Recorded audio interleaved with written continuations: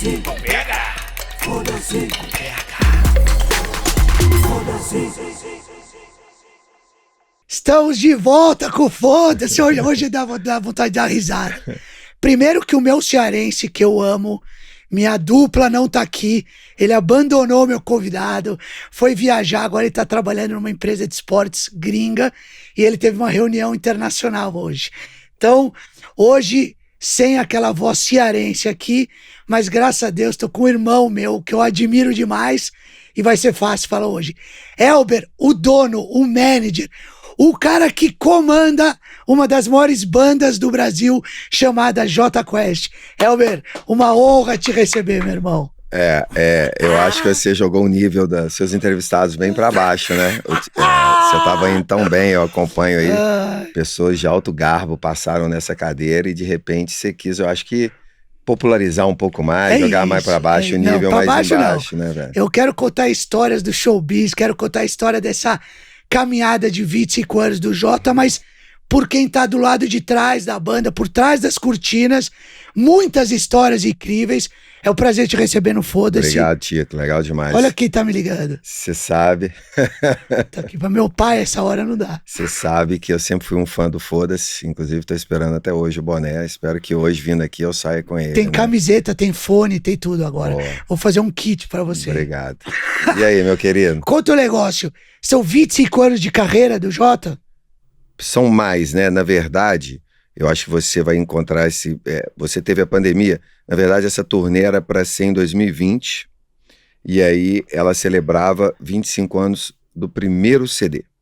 Então eu acho que essa questão numeróloga aí, de numerologia, ela é muito mais para você dar um sobrenome, perfeito, criar um adjetivo bacana que justifique. Mas eu acho que ela principalmente tem um viés de celebrar. Eu acho que hoje você estar há 25, 27, 28 anos com a banda, com a mesma formação, os mesmos caras, morando em Belo Horizonte e tendo a relevância que tem, já são motivos muito nobres para celebrar. Então eu acho que a gente descobriu que o brasileiro gosta de celebrar, né? Toda coisa que você dá uma nomenclatura, uma contagem de anos, vira um motivo especial. E aí a gente já tinha feito em 2011 15 anos, que foi muito legal, que a gente rodou.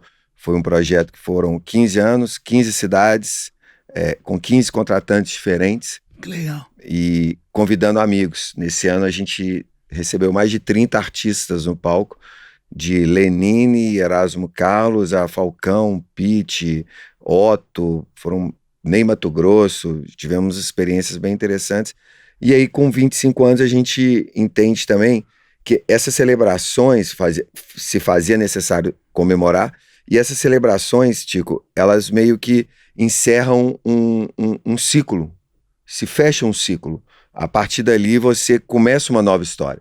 Então, quando você fez 15 anos, parece que você encerrou aquele capítulo e abriu um novo capítulo. Não à toa que vem disco novo depois disso, vem uma nova proposta estética, musical, e aí eu acho que o 25 anos faz com que a gente encerre um capítulo e comece. E a gente fala que celebrar os 25 anos não é reviver o passado.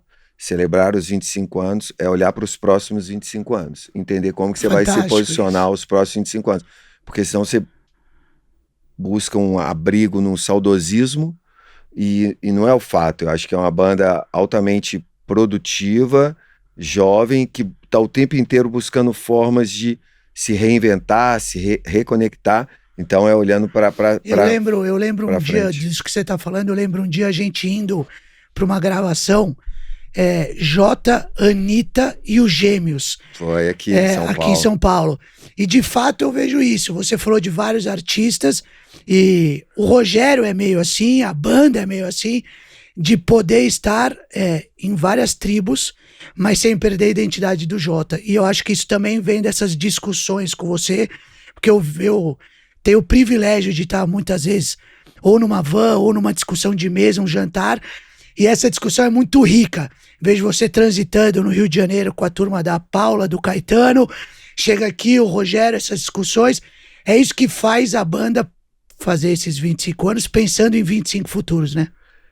Você tocou num ponto que é muito legal e que eu acho que é legal poder falar sobre isso, que eu acho que poucas pessoas têm essa noção. Não é eu discutindo com eles. O Jota Quest é uma banda muito aberta. Todas as pessoas, e agora eu que falo, eu já vi o Rogério, o Marco Túlio, que são mais próximos de você, te perguntando coisas sobre a banda. Porque eles estão sempre buscando novas fontes de informação. Eles sempre estão buscando entender a leitura que as pessoas fazem da banda. Existem algumas situações, que aí não vem ao caso citá-las, que a gente fala assim, caralho, como que esse cara tá enxergando a banda? Se ele tá pedindo isso, cara, qual é o óculos que ele tá usando, que ele tá fazendo essa leitura? Porque quando uma banda de gueto, ela é muito fácil de ser identificada, de você entender todos os predicados, toda a autonomia para onde ela vai. Quando ela populariza e quando ela tem 27 anos, 25 anos, eu vou ficar no 25, que nossa, é o que a gente está celebrando. Quando ela tem 25 anos, ela transitou por vários universos. Então, o Jota Quest nasce nos galpões de Belo Horizonte, desce para Porto Alegre, para o sul, descobrem que eram famosos no sul, quando eles vão fazer show e todo mundo canta as músicas, é o primeiro disco, vem para São Paulo e Rio, abre 4 shows muito importantes do Skank, muito importantes, que eu acho que foram muito decisivos no lançamento da banda.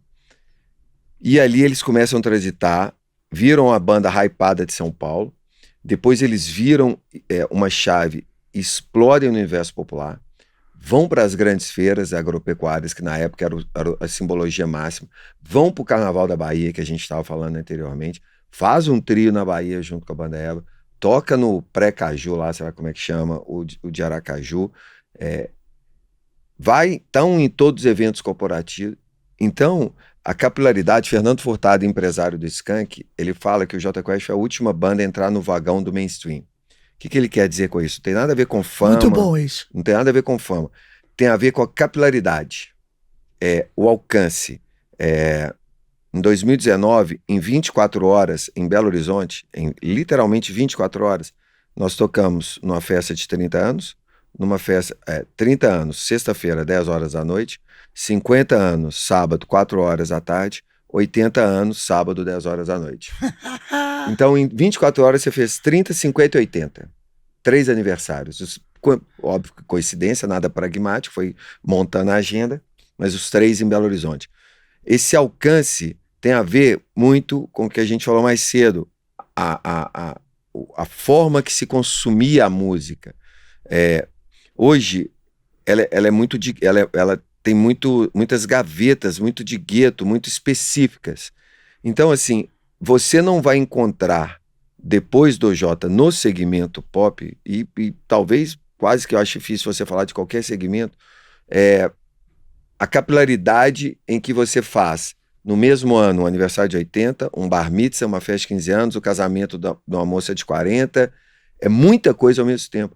Então é muito difícil, é impossível você colocar, definir a banda dentro de uma caixinha só. E isso é muito oriundo dessa capacidade de receber muitas informações que eles têm. Eles não são fechados dentro de um espectro de verdade absoluta. Eles estão sempre abertos. Isso passa por produção, quem vai produzir o disco. Isso passa por convidar a Anitta para fazer Blackout.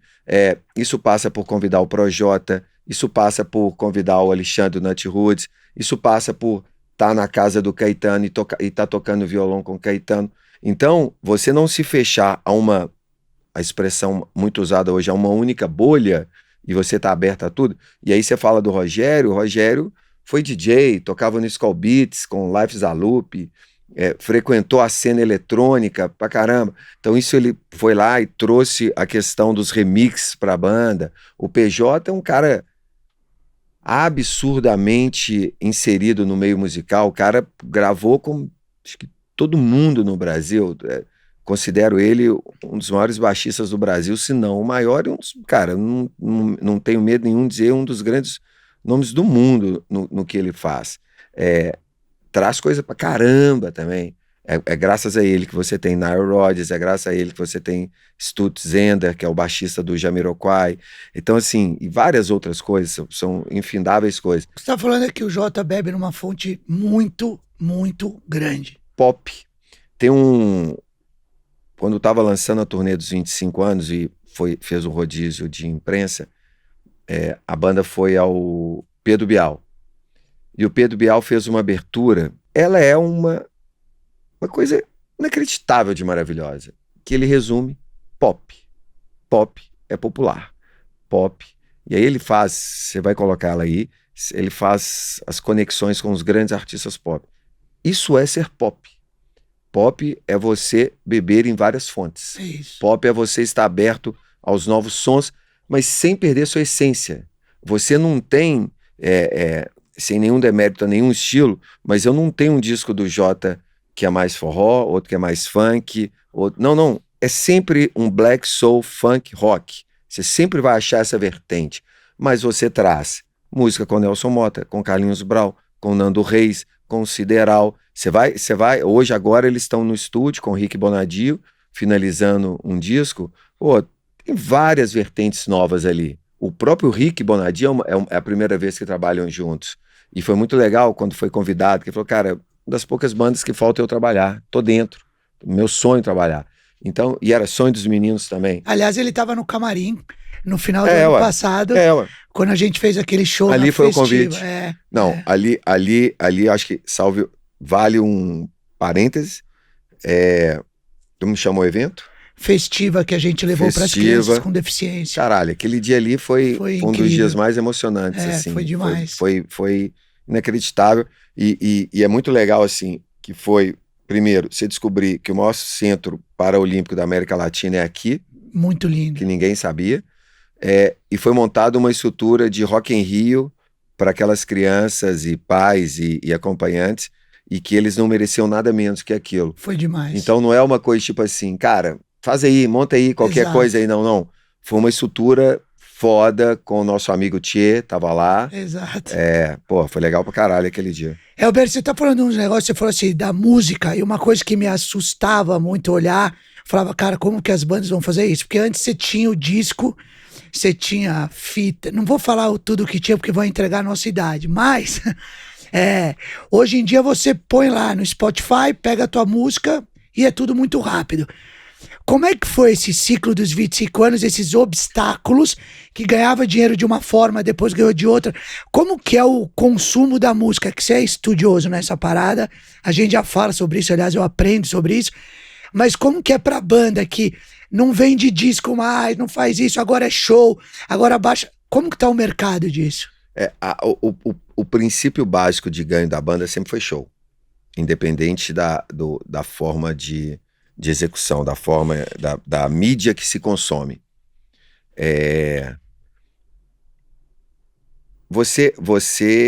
A banda, o Jota Quest, ele inaugura o CD. O Jota Quest, ele tem alguns discos lançados em vinil, mas são coisas quase que institucionais, celebrativas. O comercial, quando o Jota Quest entra na Sony, ele não ali acaba o vinil. O Skank, por exemplo, ele tem alguns vinis lançados comercialmente, para vender mesmo, não celebrativo. O Jota Quest inaugura o CD. Essa questão da mídia que é vendida, ela sempre foi uma coisa muito mais rentável para as companhias. E sempre teve um acordo meio de cavalheiros que eu ajudo a bombar a mídia que eu estou vendendo, seja o CD, seja o cassete, seja o que for, e isso te ajuda a bombar o show, você ganha no show, eu ganho. Então, o percentual que você tem de ganho disso é muito pequeno. Com o advento da internet, mudou muito as relações de tudo, mas não mudou o poder de mão. Um simples dado, hoje as companhias faturam mais do que elas faturavam nos tempos áureos do CD. Então, se a gente acha que o fato do streaming possa ter diminuído o poder de ganho, não, aumentou. Por um simples motivo. Não é que você tem um faturamento bruto igual, mas você tem um custo muito menor. Então a Sony, ela tinha uma fábrica em Manaus, fábrica de CD. Ela tinha que pagar o PDV, que era caro pra caramba, ela tinha que pagar o CD, o encarte, acabou. Perfeito. Então hoje, como você bem disse, ela sobe uma música, rodou, vendeu, ganhou. Mas o grande percentual desse ganho, e aí eu não vou me estender nisso, porque senão a gente ficava aqui até a noite, que é uma briga. Existe hoje uma briga implementada que é o mau pagamento do autor. Não é do artista, é do autor. O artista também ganha muito mal. É o tal do ECAD, não? Não, o ECAD é outra coisa. Tá. Mas o artista também ganha muito mal. Só que o artista tem um show. Então vamos pegar que o Tico e o Thiaguinho fizeram a música e entregaram, o Jota Quest gravou. Se aquela música bomba, o Jota Quest vai colher isso no show. O autor, ele vive direito autoral. O ECAD é o escritório de arrecadação. É quando toca, né? O ECAD é o escritório de arrecadação e é um dos maiores e mais eficientes sistemas de arrecadação de direito autoral do mundo. Como tudo, tem várias coisas que podem melhorar, mas o Brasil hoje goza de um privilégio de que ele é referência no mundo inteiro na forma de arrecadação. Boa. A questão é outra, Tico. Essa questão é porque houve muitos atropelos na inserção dos players digitais no Brasil. E é muito difícil porque você tem tem ainda muito pouca coisa regulamentada. Mas eu não vou pegar essa parte, vamos voltar à sua pergunta. Então, assim, hoje, primeiro, você navega numa coisa utópica, que a internet democratizou o som. Falácia. Ela simplesmente facilitou você de colocar sua música a ser ouvida. Perfeito. Ponto. Mas continua determinante quem sempre determinou quem vai fazer sucesso. Com o advento hoje que existe uma figura chamada algoritmo. Mas o algoritmo, ele precisa de alguém para programar. Ele passa a ser automático depois que eu programei. Mas alguém vai programar. Então, o YouTube decide o que vai bombar. O Spotify vai decidir o que vai bombar. O Deezer vai decidir. Óbvio que eu estou falando de uma maneira muito rasa, mas existe uma voz de comando. Antigamente essa voz de comando era maior nas rádios, era maior na Globo, mas esses players convencionais, eles continuam sendo muito relevantes. Nós fizemos uma rodada no final do ano passado de TV, cara, muda a história da banda por completo, muda a audiência da banda, muda os números da banda, quando você vai no Hulk, no Serginho Groisman, seu amigo, vai no show amanhã, inclusive, no Mion, no Faustão, na Band, muda a sua história. Quando eu tenho uma música de alta execução de rádio, muda a história. Só que a grande diferença é que antigamente eu acho que eles determinavam a história. Hoje eles não determinam mais. Hoje existem outros elementos que determinam. Existe um artista hoje gigante, ele chama Jão. Belo nome. Não é João. É Jão. É Jão. Perfeito. Tocou no Rock in Rio, tocou no Lollapalooza, tocou no Planeta Atlântico, se eu não me engano. O Jão fez, ano passado, 10 espaços das Américas, sold out, estou falando de 8 mil pessoas por dia, então ele levou 80 mil pessoas. Horrorizou? Então tá. Ele encerra a turnê, tocando em algum lugar que o Renan, que me desculpe, que é meu parceiro, que é empresário, eu esqueci o nome, mas algum lugar em São Paulo aqui para 50 mil pessoas de graça. Então ele fez 10 espaços 80 mil que estavam pagando e depois ele entregou. Quase 150 mil pessoas. Ele não é universal de conhecido, porque ele é uma coisa muito segmentada. Assim como ele, existem vários artistas hoje que são gigantes, absurdamente relevantes. Não sei se eu posso dizer que são de guetos, mas são de uma tribo, são de uma galera. Não necessariamente são universais, não necessariamente minha mãe vai conhecer, ou você vai conhecer, ou a galera vai conhecer, mas eles são gigantes.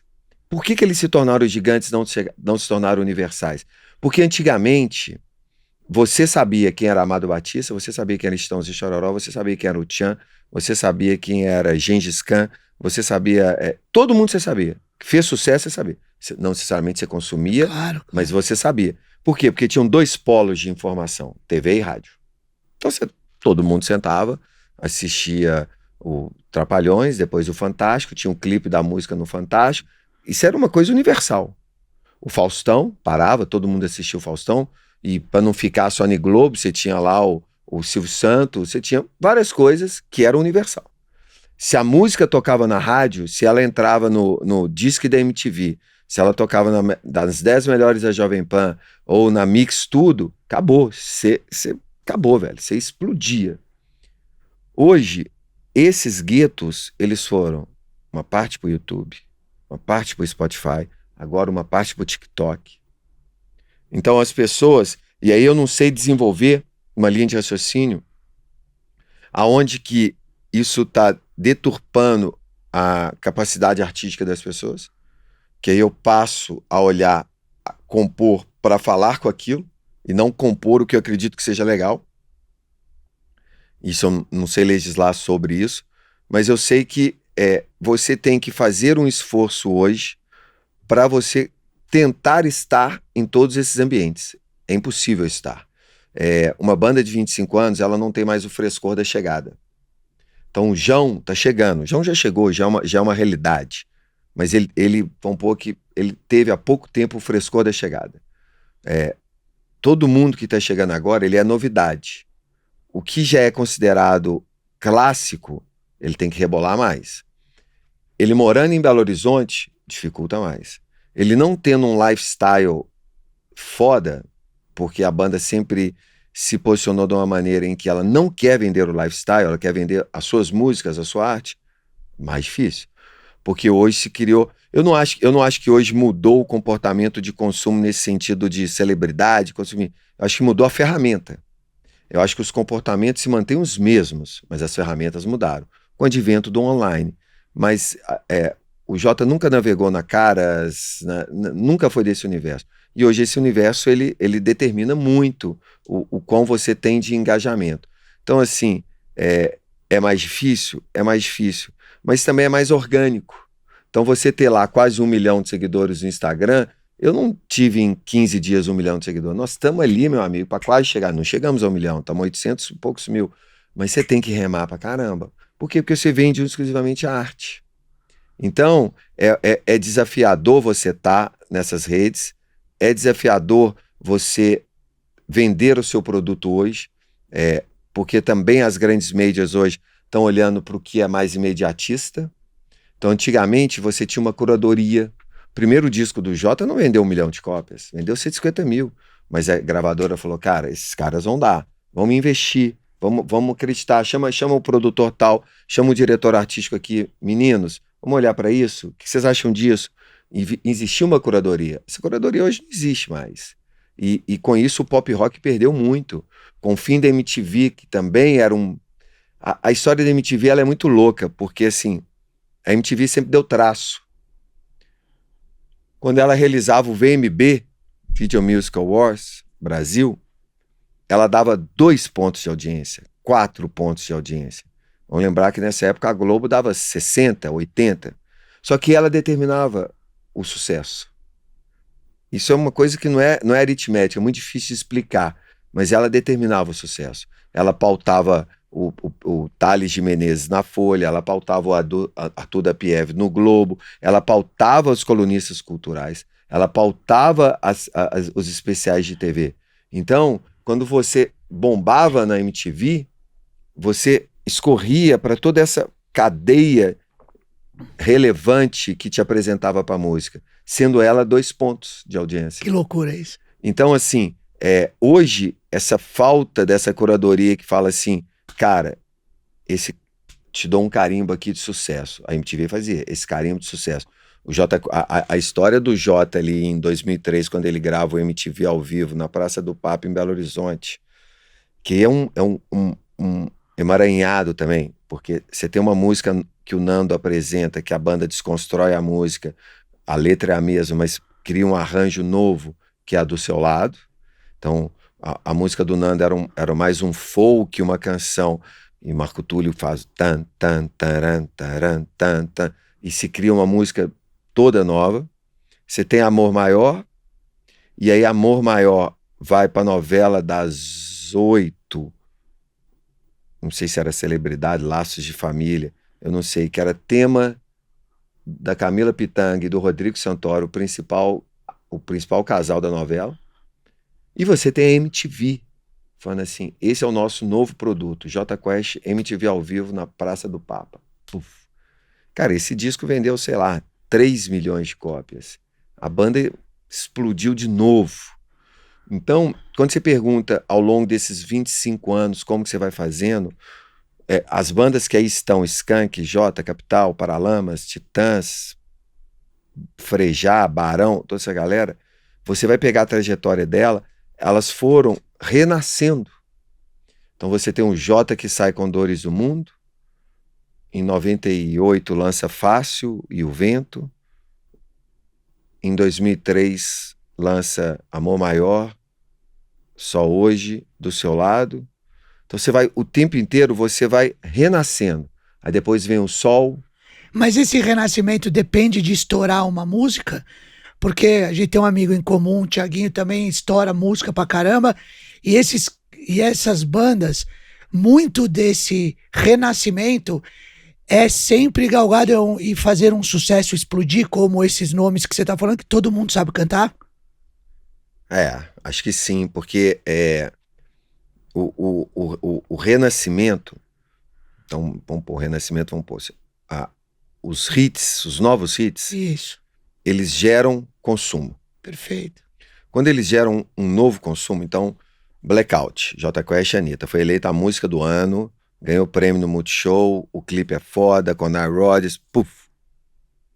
Aquilo ali mostrou um Jota Quest para uma galera que ninguém sabia que existia um Jota Quest ali, que meu pai gostava, que a minha mãe gostava. E ela falou assim, uai, que doido. Aí eu vou lá e desço para baixo e vou ver as outras músicas. Então o renascimento é nesse sentido então, que a gente pode também usar retroalimentar. Então quando eu tenho um novo hit, eu alimento a cadeia Jota Questiana toda de novo. Quando a gente fez o acústico, Tico, que você ajudou a gente pra caramba lá na gravação, foi em 2017, a banda desconstruiu seus grandes hits, transformou eles em acústico. A coisa que você mais ouvia na época era: caraca, eu não sabia que essa letra era tão linda. Caraca, eu não sabia que essa música era do Jota. Não, essa música é de vocês? Eu sempre ouvi. Por quê? Porque eu pego ali uma coisa pinçada, que eu não participo da história, e consumo aquilo ali específico e não coisa. Então, esse renascimento. Cara, o Thiaguinho, cara, eu acho que vale um parêntese. O Thiaguinho é um case de 360. A gente tava junto sexta-feira agora no casamento da Carol Sampaio, eu tava falando com ele. Os ingressos dele em Belo Horizonte, no Mineirão, esgotaram em 24 horas. Tardezinha? Tardezinha, 24 horas.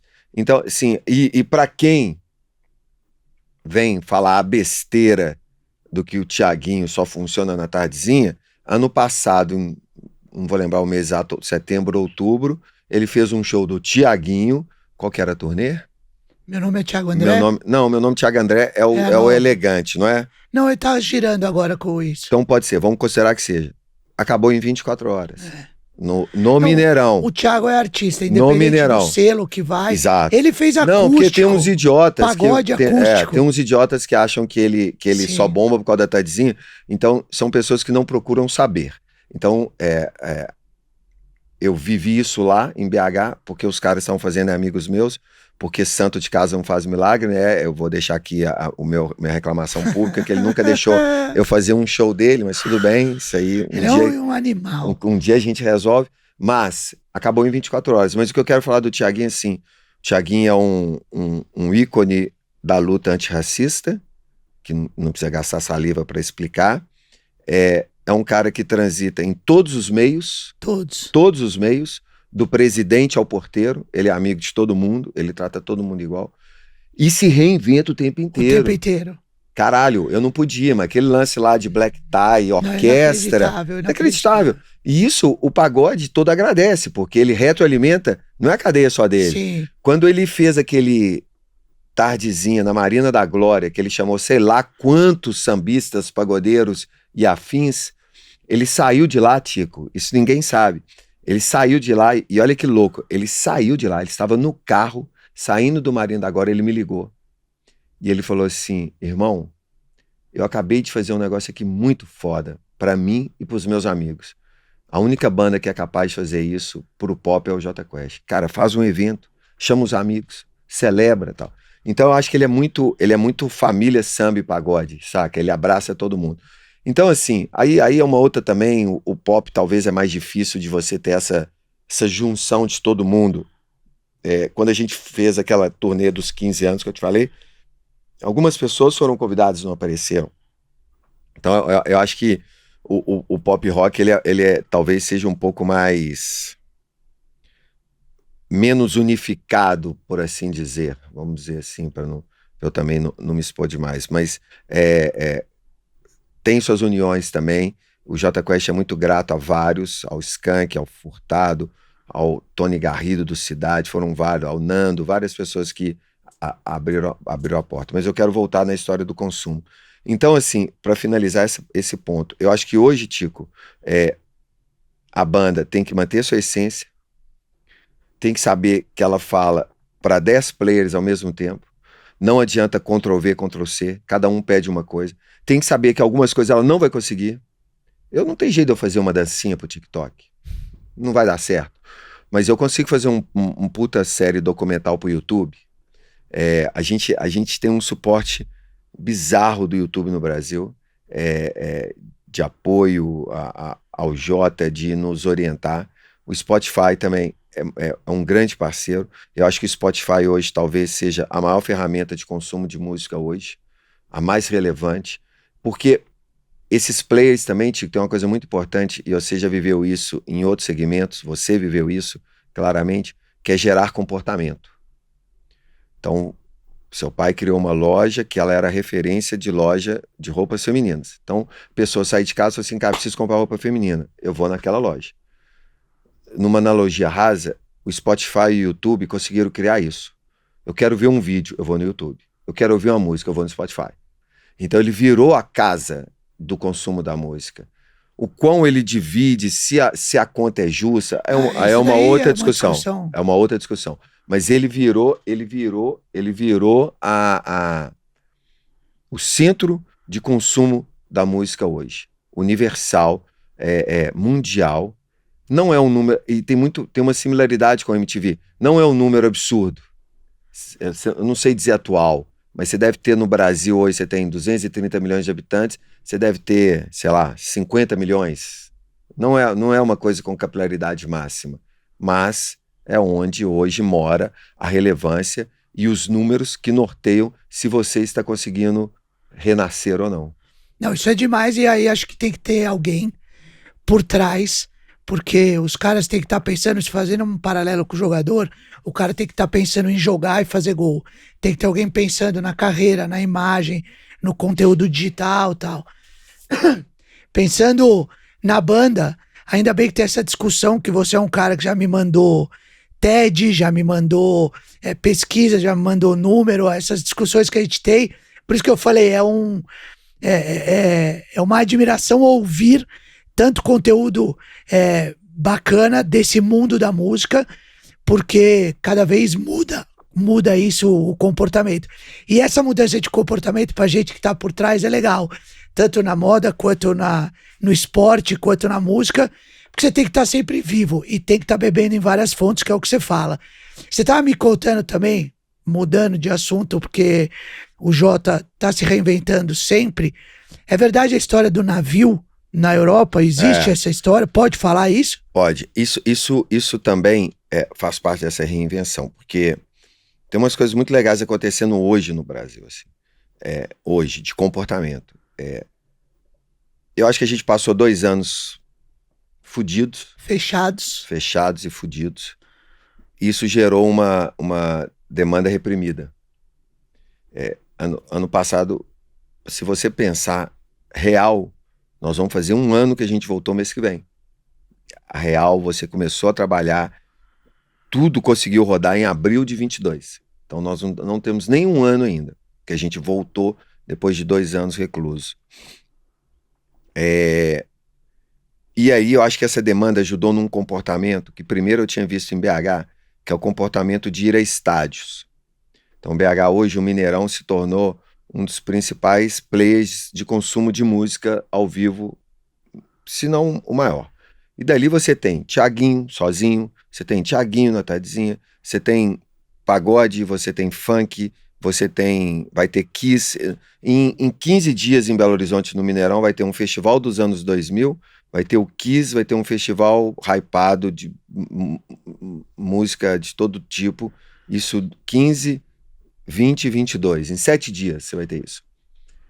Essa tendência de que você via que o brasileiro estava dando crédito e consumindo artistas nacionais em estádio, ligou um olhar para isso tudo. Então você tem hoje a volta do Titãs, que vai fazer 3 Aliens, você teve Tribalistas, que foi para estádio, você teve Los Hermanos, o Skank vai fazer agora o último show, dia 26 de março, no Mineirão, para 55 mil pessoas. E aí a gente resolveu entrar nessa barca. A gente marcou dia 17 de junho, nós vamos fazer um Beira Rio. Por que Beira Rio? Porque a gente tem um novo parceiro, e ele é de Porto Alegre, e ele é um louco, alucinado. E vocês gostam disso. Exatamente. Por ele ser um louco alucinado, que é o Matheus, ele veio com ideias muito fodas e que tiram você da zona de conforto. Você precisa... Todo esse processo de reinvenção, de reestruturação, ele precisa de alguns catalisadores. E às vezes pode ser eu, às vezes pode ser a própria banda, às vezes é a gravadora, às vezes é um amigo, às vezes é um parceiro musical, e às vezes é um cara, dono de uma produtora, ela se chama Opus, é uma das maiores produtoras do Brasil hoje, que fala assim, cara, vamos subir de prateleira, vamos andar mais, vamos nos arriscar mais, vamos, então vamos. E ele fez isso, ele fez o Aliens, que vai ser 17 de junho, e eu vou sair daqui e vou para a reunião na casa dele para oficializar essa história do navio, que é fazer um navio dos 25 anos do Jota Quest na Europa. Muito louco. A ideia começa em fazer no Brasil, que tem uma empresa, chama Promoação, que é aqui de São Paulo, ela que faz todos os navios no Brasil. A gente ano passado fez 2, fez o Energia da Véia da 97, e fez um navio do Matheus, que era o navio do Alexandre Pires, que foi Jota, Alexandre, Zeca Pagodinho, foi legal pra caramba, foi muito legal. E aí começou esse papo de ter o navio do Jota, e falou, cara, então vamos ter o navio do Jota, mas não vai ser aqui, vai ser na Europa. Eu falei, caralho, isso é muito louco. Embarca em Lisboa, de Lisboa, e é uma semana, mano. Uma semana. Sensacional. Vai Lisboa, Barcelona, algum lugar na Itália, aí já quer parar em Ibiza, fazer um rolê cara, cheio das ideias doidas. Junto com isso, a gente tá bolando um show em Londres e uma turnê nos Estados Unidos. Você vai lembrar, a gente, pré-pandemia, a gente tinha uma turnê na Europa, Sim. que ia ser a primeira turnê do Jota Quest, bem organizada, 8 cidades, lugares legais e tal, e pof, caiu. Fizemos em janeiro Lisboa e Porto, fizemos Réveillon agora em Miami, e aí estamos organizando isso. Esses movimentos, Tico, você perguntou assim, para renascer é só um sucesso? Não, um puto estádio faz um negócio acontecer. Quando você fala estádio, navio, Lisboa, não sei o quê, pra mim entra muito na história da experiência que o cara vai ter também. Isso faz toda a diferença da parada, né? Total. A gente, quando você tá falando que tinha uma demanda reprimida, quando você volta e faz o cara ter um encontro, Jota Quest é celebração. A gente teve o Matheus aqui da Moe Chandon contando um pouco que tá vivendo os melhores anos da empresa, da LVMH, porque você vive isso misturando, tá? Você tá ouvindo uma música ou você tá bebendo em casa, é uma coisa. Você ir para o show, que é o que a gente foi há 1-2 semanas atrás aqui no Espaço das Américas, estar com pessoas que você gosta, ver o Rogério pulando no palco e tal. Aí você vai pra Europa e tem um navio lá dentro. Faz parte o sucesso, mas a experiência é fundamental, né? Você fez isso, você viveu isso com o Caioba. Sim, vivo. Vive, mas é que eu falo assim, você viveu porque você foi pro Real Madrid. Sim. Você foi pro Manchester City. Isso. E provavelmente o cara da Moe Chandon e outros parceiros comerciais seus aqui já falaram uma coisa que é uma regra hoje. Não basta eu subir no palco, tocar e ir embora. Isso já deu, isso já foi. Ou eu tenho que criar uma experiência imersiva através do áudio e do vídeo, ou eu tenho que trazer encontros inusitados. Alguma coisa eu tenho que fazer. Hoje eu tô trabalhando num projeto que começa com uma experiência da Tatiana de uma questão de vivência sonora, que é uma questão de níveis sonoros que te fazem alcançar certas viagens, sei lá qual seria a denominação certa. Tatiana, mãe do João. Tatiana, mãe do João. Hoje a discussão é levar isso pro show. E já tô cercado de técnicos. O Paulinho Fonseca, batera da banda, é um professor pardal disso tudo, tem a manha pra caramba, foi um dos percussores de várias coisas na música brasileira, ligados a baterias e gravações. O primeiro cara a usar sampler, enfim, porrada de coisa. E nós estamos juntos nessa de poder desenvolver um rolê de imersão musical que vai fazer disso uma experiência no show. Então, assim, o cara hoje, ele não vai, eu for atrás da Moe Chandon e pedir um patrocínio e falar que eu vou pôr a marca dele no ônibus, na caminhão e na testeira do palco, ele vai falar, obrigado, velho. Claro. Isso eu pago. Isso eu compro e pago. Não preciso te dar um patrocínio. Mas se eu falar com ele que no meio do show o Rogério vai abrir uma Moe Chandon e no meio da galera um cara vai jogar uma Moe Chandon pra cima, ela vai explodir, vai sair confete pra todo mundo e a marca vai aparecer em 3D. É isso. Ele vai falar, caralho, é isso que eu quero. É a experiência. Cada vez menos as conversas com as marcas Você é um asno. estão no âmbito de, me dá um patrocínio, eu vou pôr tua marca ali. Acabou. Não, isso não já existe mais. Se você conversar com o cara e levar isso pra conversa, o cara vai falar, faz 20 anos que isso acabou, vai pra trás e tchau. Tem que ter a ativação, tem que ter a interação, tem que ter verdade. Senão... Você conheceu o João. O João foi o meu primeiro chefe na Sky em 2011. Aquele ano ali, que a gente falou mais cedo, que foi a turnê dos 15 anos, a gente teve patrocínio da TAM, Vivo e Sky. Eu dei muito azar, porque a TAM e a Vivo foram vendidas nesse ano. A TAM para a Latam e a Vivo para a Telefônica. Então, não desenvolveu relação. E já com a Sky, nós viramos família. E o João é um dos grandes responsáveis por isso. Mas o que eu quero falar do João? O primeiro show foi um desastre, que foi em Palmas. Eu falei, não, velho, vai todo mundo pular fora do projeto. Foi muito... Mas o segundo foi em São Paulo. E aí foi no antigo Credit Card, hoje Vibra, que inclusive é da Opus. E o João contratou uma agência para fazer a ativação. E ao longo dos anos, a ativação da Sky foi só isso aí. Só foi, cara, chegou uma época que a gente pôs um sofá na frente do palco e 10 clientes da Sky assistiam um show sentados num sofá vermelho, sacou? Então, tipo assim, experiência. Claro. Isso tudo muito dedo do João.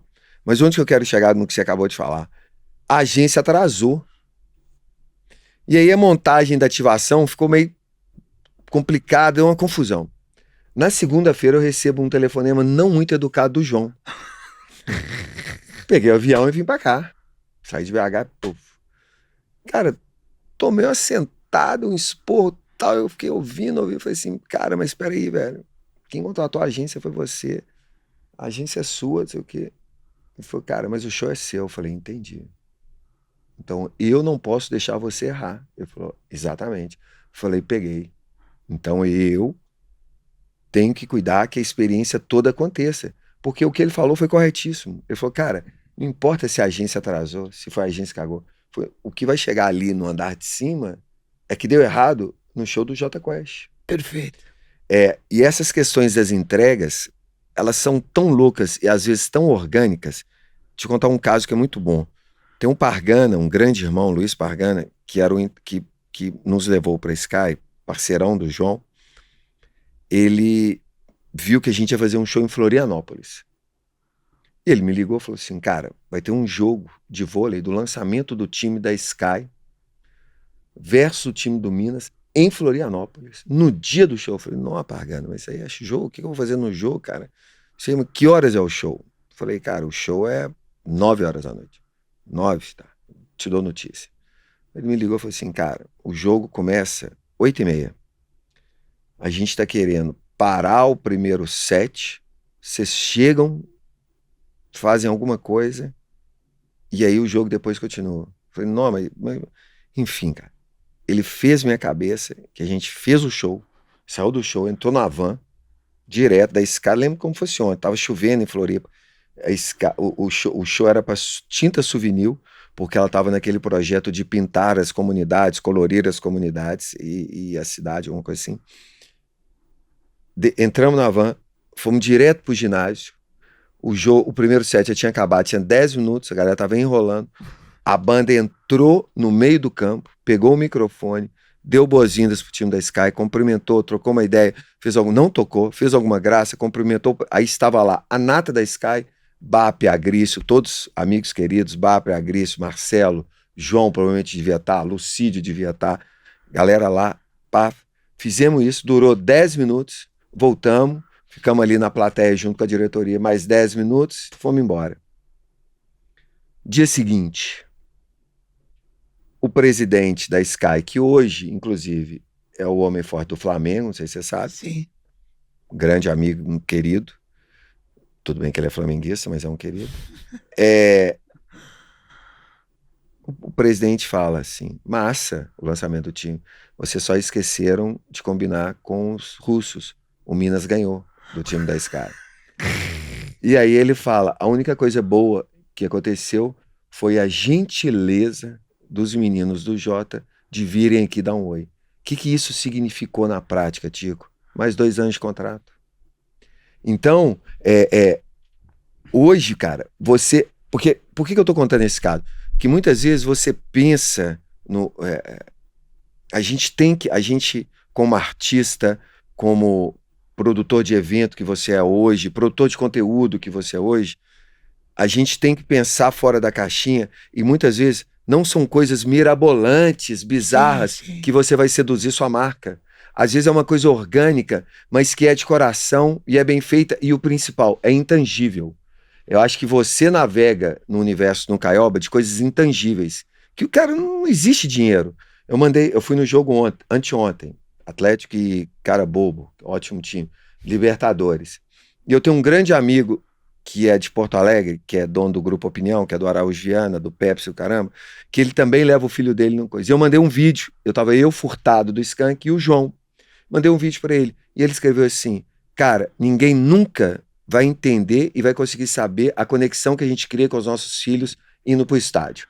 Você, um belo filho da puta, pegou isso e transformou isso num negócio, porque ninguém nunca vai saber o que é entrar no hotel e o menino abrir o quarto e ver uma cama com 288 brindes para ele, com coisa com nome. É ele ser o protagonista. A gente nunca dá o protagonismo para os filhos. Você pegou isso e deu o protagonismo. O pai ali, ele é coadjuvante. Ele é um mero coadjuvante. O evento do final de semana inteiro corre pelos filhos. Isso aí, cara, a marca não tem jeito dela comprar. A Cielo ou o tênis Baruel, o tênis pé, né? Baruel? É pé? É Baruel? Isso. O tênis Baruel, ele pode ter 1 bilhão na conta. Não tem jeito dele fazer isso. Ele só consegue fazer isso através de você. Então, é o intangível. Eu ir a um jogo de vôlei, não tem como. O cara pode pagar para fazer um show. Mas o cara ir lá e conversar, não tem jeito. Então, essas experiências hoje, ela é um desafio, porque as empresas estão multibilionárias, então o dinheiro elas compram. Agora, quando você cria esses produtos, e eu tô falando do Caioba, mas você tem o Nadal, não, você tem um monte de coisa. E aí eu posso falar do Jota, porque existe um camarim vermelho, Sim. Que antes e depois do show existe um trabalho de relacionamento que parece tão natural e é tão pensado e é tão gostoso de estar ali, que faz parte da experiência. Todas as vezes que a gente está em um show, antes e depois, Rogério, a banda inteira, o Elber tá o tempo inteiro recebendo e levando a pessoa para o camarim para se sentir muito prestigiada. Então isso faz parte dessa construção que eu acho muito legal, dessa experiência que eu acho muito legal, e realmente hoje ir no show do Jota existe essa visão há muito tempo. A gente um dia Liguei pro Elber e falei, Elber, o BTG quer fazer um show Não, aquilo foi doido. no meio da Faria Lima, agora no Natal, dia 22 de dezembro. E aí, você falou, eu lembro de eu estar conversando com você e falar, mas como assim no meio da Faria Lima? No vão do prédio do BTG, tava conversando com a Juliana e com todo o time do BTG, pra fazer um show lá e parar o trânsito. Falei, cara, é a cara deles. A gente já viu junto aquele show, acho que é do U2, no metrô, que para tudo e tal. Falei, cara, é parecido, vamos ver se eles... E no dia seguinte, você estava em São Paulo pra gente fazer essa brincadeira.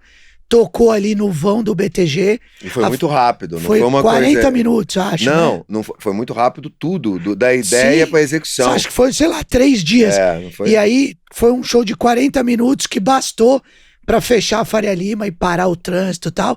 E eu lembro a gente caminhando, indo embora jantar, falando dessas coisas diferentes que dão prazer pra sempre fazer, porque vocês estão sempre abertos. E é por isso que a banda tem 25 e tá pensando nos próximos 25. É importante pontuar uma coisa, o camarim é vermelho e tem som alto, o princípio básico dele não é esse.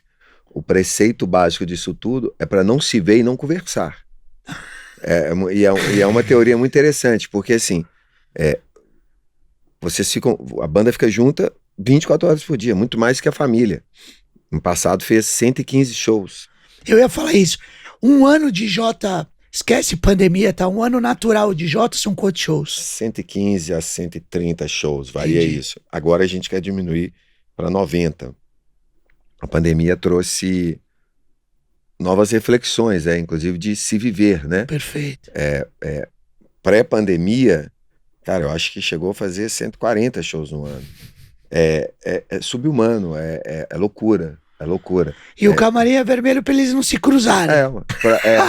Isso é maravilhoso. É som alto, vermelho, você não se enxerga, o som é alto, você já teve inúmeras situações, o som é alto, então você não fala, a música conduz, seja para você reclamar da música, seja eu e PJ, ele fica tocando, eu fico cantando, então o som precisa ser alto para ninguém ouvir minha voz, óbvio. Então assim, tem um flow ali. Agora, o grande lance, isso é muito legal, porque essa referência do camarim, ela escorreu para os festivais. Então, o Planeta Atlântida que a gente fez há 15 dias atrás, toda vez que a gente vai, a sala é maior, porque já sabe que pós-show todos os artistas vão para lá, porque tem uma quebradeira, tem um som, uma luz vermelha e o pau vai quebrar. E o pau vai quebrar de resenha, dançando, bebendo, confusão. E você tem que trabalhar isso, Tico, porque a arte, ela não pode ser uma coisa mecânica. Você também já viveu todo show, o Rogério para e fica pensando no setlist. Isso é um exercício que ele tem. Você tem que viver aquilo ali na sua essência. Ouvir uma música antes, ter uma diversão pós, sem nenhum detrimento a qualquer outra profissão. Mas a arte, ela vem da boemia, ela vem do ócio, ela vem da criação, ela vem da experiência. Senão, você transforma aquilo ali numa coisa robótica, mecânica, cara, não vai dar certo. Nesse show que a gente falou na festiva, a gente tava ali com o Tchê no camarim, com a Silvia, com o Nicolas, todo mundo. E aí o Rogério veio... O multicampeão paralímpico. O Daniel Dias. O Dani tava demais. E aí o Rogério veio na minha direção e falou assim, Tica, eu tô pensando em começar o show com essa música, o que você acha? Falei, você tá falando comigo? É assim. Você tá zoando, né? É assim. Vou ensinar o Papa a rezar a missa, tá louco? Assim. Mas é isso, ele queria saber qual que era o sentimento daquilo. É sensacional. O Jota Quest, com certeza, e eu falo sem conhecimento de números, mas eu pago pra ver isso, é a banda que faz mais show corporativo no Brasil. Eu tenho certeza disso. E são dois motivos clássicos. É que hoje os diretores de marketing consumiram o Jota Quest quando jovens. Sim. E outro, por causa dessa vertente do Rogério. Eu tenho certeza. O Rogério, ele quer ter o briefing, ele quer vestir a camisa da empresa, ele quer brincar com os caras, ele quer zoar, ele quer saber quem tá lá. Então, cai um pouco no que a gente tava falando do camarim antes. Não existe uma automatização. Eu não subo ali no palco, toco meus 15 hits, desço, vambora, pego o carro. O dia que isso acontecer, a banda vai acabar. Porque são 5 vertentes completamente distantes, completamente antagônicas, mas apontam para o mesmo caminho. São 5 irmãos que em vários momentos eu fui gladiar contra um e os 5 vêm contra mim. Eles têm um corporativismo entre eles que é absurdo, que estamos falando mal de um, chega um, eu vou bater no cara, vem os 4 e falam assim, não. Eu falei, caralho, mas a gente estava batendo nele agora que eu vou bater, não posso? Não. Tem um corporativismo, tem uma irmandade, isso não passa necessariamente por ser amigão, por sair para jantar, não é muito além disso. O Roberto Carlos com o Erasmo Carlos devia ver o Erasmo 1 vez por ano, 2 vezes por ano. Os caras eram irmãos. Gil e Caetano, eu tive a honra de, em janeiro agora, subir para Bahia, assistir no Festival de Verão um show do Gil com participação do Caetano, e depois a Paula ofereceu um jantar para a família Gil. E eu vivi um dos momentos mais célebres da minha vida, que foi ver Gil e Caetano conversando. Cara, eles são irmãos de criação, de sangue. Cara, eles devem se ver 3 vezes por ano, se muito, 4. Você não precisa estar todo dia, mas existe um corporativismo ali, existe um respeito, porque é exatamente esse antagonismo dos 5 que trouxeram eles até aqui, porque não existe uma receita básica. Se você for ouvir um disco do Jota Quest, o outro disco, são coisas muito diferentes, por mais que tenham uma essência similar, mas são coisas diferentes. E cada um vai para um jogo. Rogério é um jeito, o Marco Túlio é outro, o Márcio, o rei dos teclados, cara foda, síntese, Puta, som. como eu gosto dele. É louco. Eu entro no camarim, ele tá com o copinho dele, Louco de tudo. dando risada, conversando, eu sou fã desse cara. E o Márcio, cara, ele tem um papel relevante, absurdamente relevante na banda, que ele sempre foi o apaziguador e o efeito moderador. Então, às vezes, tem um brigando com o outro, ele sempre... E outra coisa, ele não fala. Então, quando ele fala, todo mundo cala a boca e ouve. Porque eu falo pra caralho, o Rogério fala pra caralho, o Marco Túlio fala pra caralho, o PJ fala pra caralho. Ele não fala. Então, quando ele vai falar, todo mundo fica quieto e ouve. Porque ele é esse efeito moderador que fala assim, galera, calma, vamos organizar. Já, assim, e eu sei que nós estamos acabando, mas eu preciso falar uma coisa publicamente, assim, que eu não tive a oportunidade de falar. E, Tico, esses caras hoje, na minha vida, eles representaram a minha alforria, e a minha alforria no sentido real, não é sentido figurado. Eles me inseriram no mundo. Tudo que eu faço e tenho hoje é tudo por conta deles, tudo por conta da gentileza que esses caras tiveram comigo. Mas se você trabalha, não importa, cara.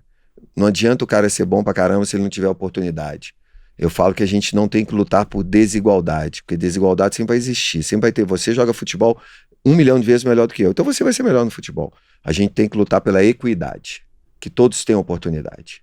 A partir do momento que todos saem do mesmo platô, todos têm a mesma oportunidade, aí tudo bem. Quem vai ser um vai ser melhor do que o outro. Mas eu tive só uma oportunidade na vida, e essa oportunidade foi dada por 5 caras. E assim, eu fui contratado em setembro de 99 para bucar avião e hotel, e eu tinha voado de avião 1 vez na vida, e eu tinha saído de Belo Horizonte 1 vez na vida. Então eu falo que eu queria muito ter tido uma câmera me filmando, que eu devo, não que eu não seja mais, eu sou muito Zé Mané, mas eu devia ser um Zé Mané vezes 1000. E eu tenho certeza que eles tiveram muita paciência, e eles tiveram muita humanidade mesmo. É uma banda absurdamente inclusiva, as pessoas ali, não existem distinção, você é um cara que sabe disso. Se a letra é boa, o Rogério não tá nem aí de onde veio, por quem veio, qual é a cor, qual é o credo, nada. Eles fizeram a minha inserção na sociedade, fizeram a inserção da minha mãe na sociedade, fizeram a inserção do meu filho na sociedade. Então, assim, a gratidão que eu tenho, eu falo com eles, que eles podem fazer o que for comigo, que não tem jeito de superar a gratidão que eu tenho, e acho que isso norteia tudo que a gente falou ao longo desse bate-papo. Esse lado humano, esse lado parceiro, esse lado de inclusão, que muitas vezes as pessoas têm um óculos ou uma visão, que a gente falou em algum momento, que não conseguem enxergar isso. Isso não tem a ver com política, isso tem a ver com humanidade. São caras absurdamente humanos. Eles me ensinam todo dia. É impressionante isso. Não importa de onde veio, entrou ali, chegou nele, está tocando uma ideia, tô nem aí, cara. Tô nem aí se você é o segurança, se você é o porteiro, se você é o presidente, se você é o office boy. Tô nem aí, cara. Chegou, e aí, qual é? Vamos conversar, vamos trocar ideia. Você já viu o Rogério? O Rogério me faz raiva, porque ele para no meio do caminho, tá conversando com a menina que tá trabalhando no evento sobre casamento e a gente tá atrasado e, cara, não vai ter quem tire ele dali. Então, cara, eu tenho uma gratidão muito grande. Eu acho que eles mudaram a vida de muita gente ao longo desses 25 anos que passaram por essa gig, mas muita gente, mas foram muitos profissionais, todos sempre muito competentes, mas eu acho que eles sempre deram uma aula de profissionalismo, de humanidade e de gentileza.